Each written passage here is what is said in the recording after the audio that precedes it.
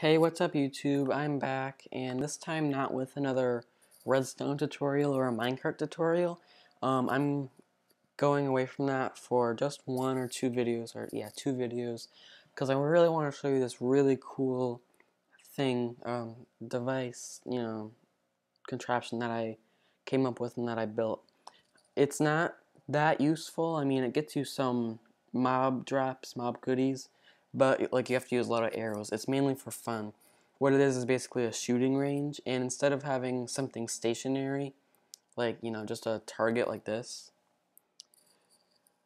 right here you have something where you spawn mobs. Well, you don't have to spawn them. They come from a mob spawner above, and they'll just like fall down here. And let me see if I could get some. Alright, none are spawning right now, but I'll just spawn one to show you what happens. So basically, you'll stand back here with your bow, and you just try to shoot at them. And I'm not good at this. I'm not good at shooting with the bow.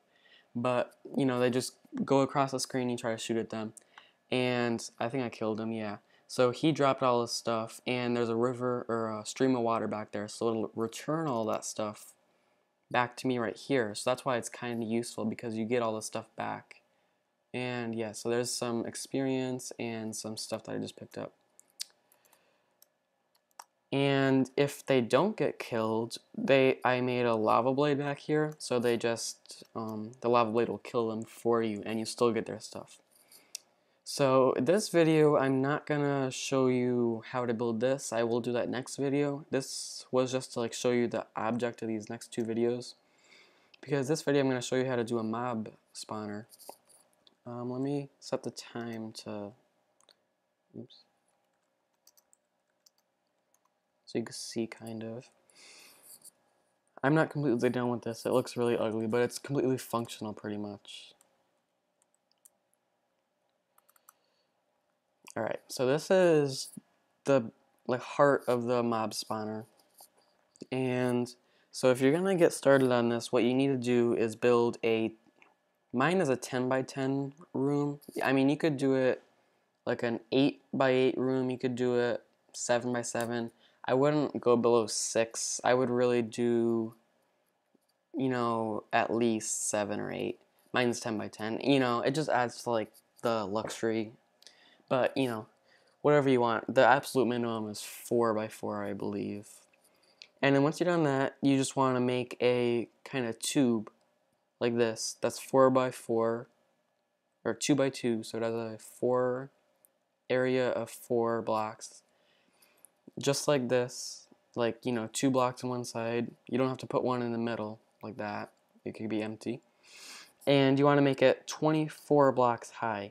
So that block's 1, 2, 3, 4, and then keep going. So keep going all the way up here. I'm going to open up this hatch.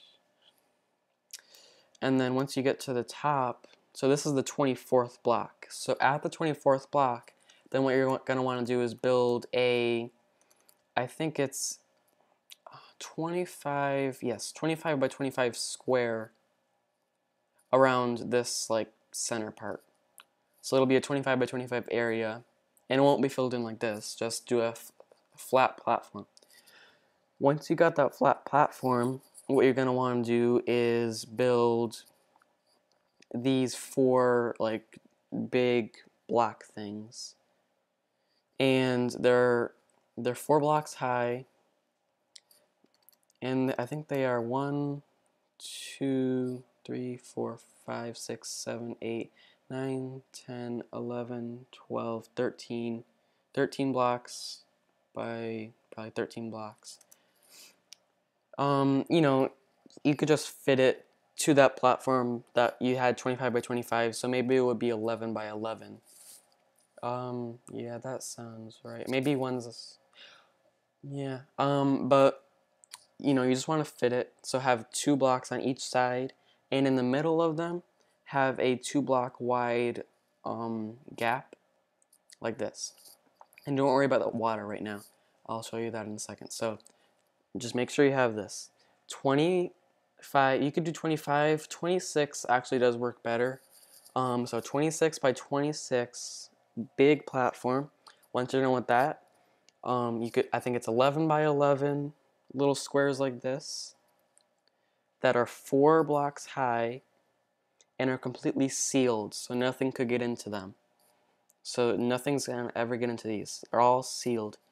And then by the time you're done with that, you should have this, and then like 4 little like hallway kind of like ravines in the middle, and your original hole.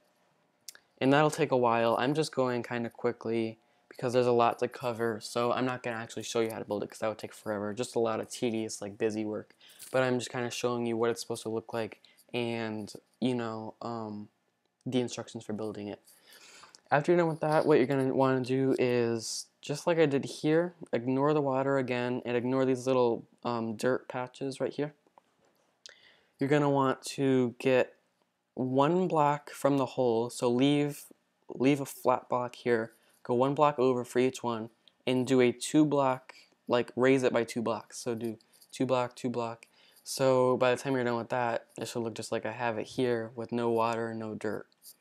So I'm going to give you a little angle just to clarify. It should look like this. Again, no water, don't worry about the water, but it should be basically like this. When you're on the top, when you're on top, it should look like this. Once you're done with that, what you're going to want to do is build, alright, yours are 11 by 11, so I have a 13 by 13, so I'm going to take off 2 of this. So you're going to build 2 little dirt things right here. So pretend like this is a wall. So this is your wall.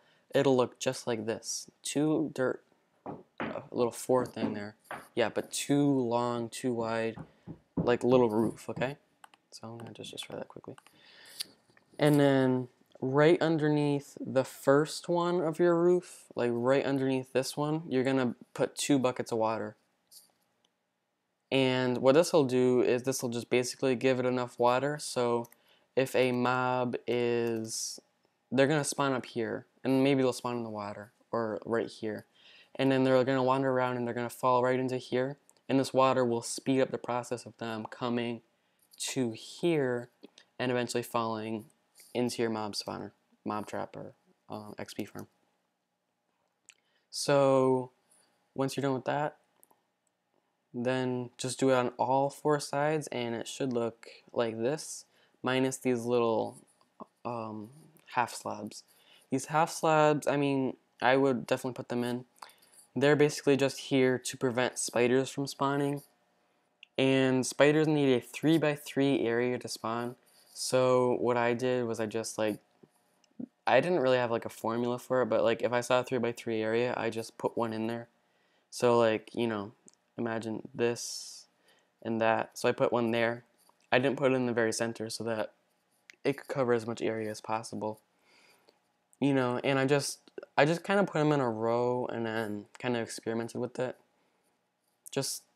Yeah, I would just do that. I mean, you really don't want spiders in your mob spawner because they kind of clog up the hole, and at the bottom you'll see another reason why. But if you don't want to do this big thing, then I guess that's alright. But yes, just make sure that you have to use half slabs, I'm pretty sure, and just make sure there's no 3 by 3 areas. Now if you notice, my room is at the top. The room total is 7 blocks high, because remember, the actual floor is right here. Even though there's like only 2 spaces of actual floor, it's right here. So from here to here is 7, and these are 4 high, so from here to here is 3. And the reason I did 3 was because if you want Enderman to spawn. If you don't want Enderman to spawn, then do 2 high. I mean, it doesn't matter.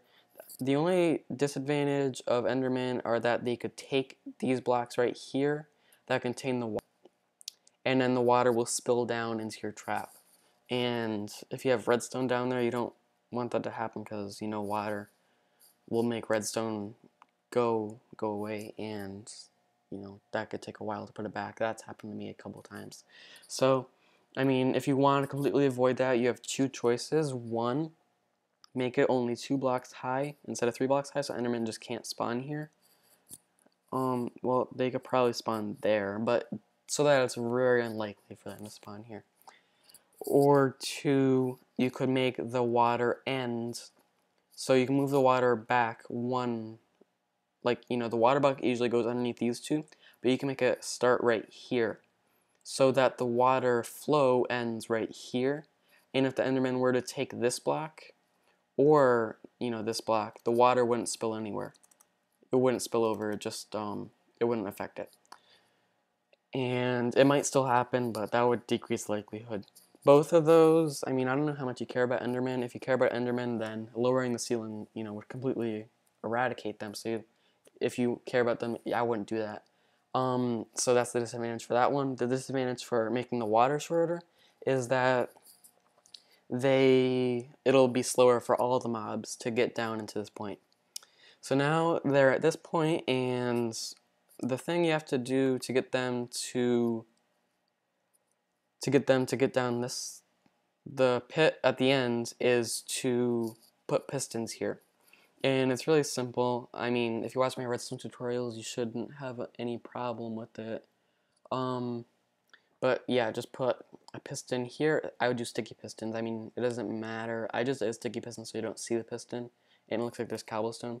But yeah, basically, let me get this zombie down here. There you go. Okay. So yep, so it's a piston and there's redstone behind it, and whenever I push a button, they will go out and they'll push anything in their path right here, which is wherever they could go down. So that's just redstone wiring. If you have any questions about that, because I know I'm going through this whole thing pretty quickly because I want to get it in one video and I'm already at 12 minutes. But if you have any questions, then comment and I will go over that next video because that might be a little tricky. But you don't have to do that. So, yeah, that's most of it. Don't worry about this hatch right now. That I'll explain in the next video. And at the bottom, so right now, when you're done with that, the mobs will fall, oops, and they will die right here. They should. The zombies actually, maybe not. The zombies have a little bit more health, but everything else will die immediately as it hits this thing. If you raise it up one block, which I set up with pistons, and you could do two, I just put pistons, you know, right there, and hooked up with redstone. Again, if you have any questions, I will show you that. But this is just a basic, you know, to get you the idea of this. And if you don't like this design, if I didn't explain it well, I could show you another one, or feel free to look up other ones. There are tons of mob spawners. Just make sure that the one you build, if you want to build that room that I showed you, make sure that the mobs are falling in this spawner, okay? They have to be falling. Like, that's pretty much the only way, unless you want to be creative. But I'm really running low on time, so I'm going to show you this quickly. At this point, let me see if I could activate these pistons and see if anything will fall. Probably not. But all mobs will fall, and they will have close to 1 hit left. So that turns into an XP farm.